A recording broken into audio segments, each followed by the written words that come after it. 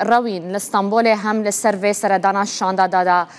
ترکیش بو فرنسای چته گوتن و درباره آزاد کرنا دمیرتاج ده هری زیده پیشمنی بر بکوی داره و دچن. نالین روز باش بیانی باش ام بیشن کو او هیویا کو سلاطین دمیرتاش ایرو احتمال کبو بیتا آزاد گرن جحوله رابوج برکو دو شاندکه ترکیه لستراسبورگی سرلیدانا خواه کر یعنی اعتراض لهمبری بریاره دادگاه مافمروان یا اروپا کرش بر ویکیجی او هیویا کو دوان روژین داوین در کتبو دا دمیرتاش ایرو احتمال بیتا آزاد کرن به تمامی جهولی رابو او مثلا جو کد درکت لدادگاه مافی مروان سه دوز جبو سلاطین دمیرتاش هاتبون کرن سلاطین دمیرتاش سال 2016 انده هاتیه گرتن 42 سال جزا هاتیه برین او 9 سالنجی دگرتیگه هدایه پشتی کو هاته گرتن پارێزەرê نوî di 20 mijdana 2018 da serlêdanek ji bo dadgeha mafê mirovan ya Ewropa kirin û daxwaz kirin ku carekê din dosyayê wî li wê derê bête xwendin û li gorî vê biryarek bête dayîn. Ew doz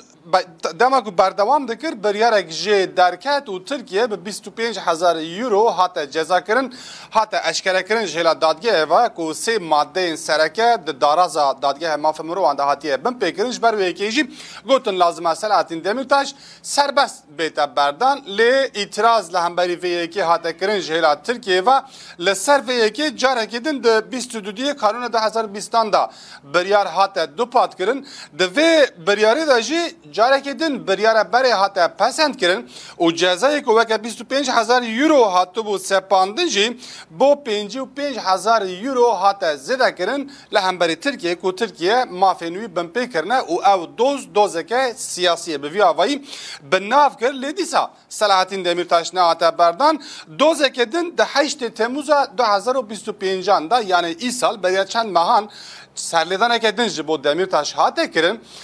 di wê serlêdanê de jî carekê din dadgeha mafê mirovan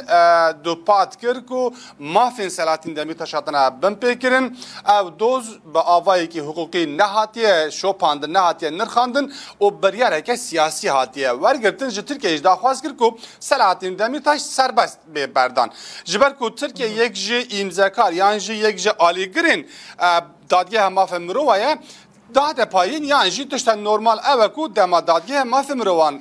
biryarek da Tirkiye jî yekser wê yekê bi cî bîne û Selahattin Demirtaş berde. Ne tenê Demirtaş derheqê Osman Kavala da jî biryarên bi heman rengî hene lê ew biryar nayêne bi cî anîn. Îro li hemberî biryara dawîn ya dadgehê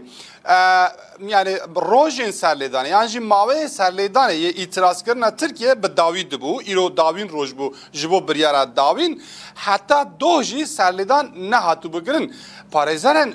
Demirtaş û Dem Partî yan jî eşkere dikirin digotin eger serlêdan neyekirin ihtimale Selahattin Demirtaş bête berdan û lazim e bête berdan jî li gorî biryarên